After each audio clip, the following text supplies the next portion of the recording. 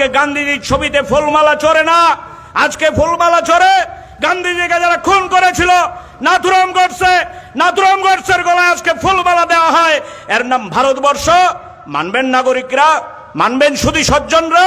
কংগ্রেস আর লাল ঝান্ডা একত্রিত হয়েছে, গা জ্বলে যাচ্ছে না, গা পুড়ে যাচ্ছে। আমরা দেশ বাঁচাতে লড়েছি, চিহ্ন আমাদের কাছে বড় ফ্যাক্টর না, কে কোন চিহ্নে লড়ছে এটা বড় কথা না। দেশ বাঁচানোর লড়াই, গান্ধীজির স্বপ্নকে বাস্তবে রূপ দেওয়ার জন্য লড়াই, ক্ষুদিরামের স্বপ্নকে বাস্তবে রূপ দেওয়ার জন্য লড়াই, সংবিধানটাকে রক্ষা করার জন্য আমরা লড়ছি।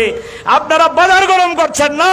আপনারা যখন তিপ্রামতার সাথে গিয়ে একসাথে মিলে গেলেন তখন কিছু হয় না। না, আপনাদের মেশিনে ঢুকলে সব সাদা। নতুন নাম তৈরি হয়েছে ভারতবর্ষে, বিজেপির ওয়াশিং মেশিন। ঢুকে গেলে সব সাদা। আপনারা স্লোগান দিচ্ছেন এক ত্রিপুরা শ্রেষ্ঠ ত্রিপুরা, তিপ্রামতা স্লোগান দিচ্ছে আলাদা রাজ্য তিপ্রাল্যান্ড। আপনারা একসাথে মিলে গেলেন, এটার মধ্যে মূল্যবোধ নেই, নৈতিকতা নেই না?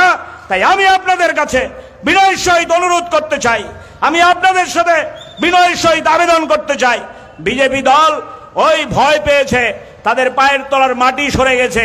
তারা যখন দেখেছে আমাদের রাজ্যে কংগ্রেস, সিপিআইএম, বামপন্থী দলগুলো আরো বেশ কয়েকটা দল একত্রে মিলে আমরা বিজেপির বিরুদ্ধে লড়ছি, তারা থরহরি কম্প ভয় পেয়েছে। তারা বুঝতে পেরেছে যদি 19 তারিখ মানুষ গিয়ে বুতাম টিপতে পারে তাদের পরাজয় অনিবার্য।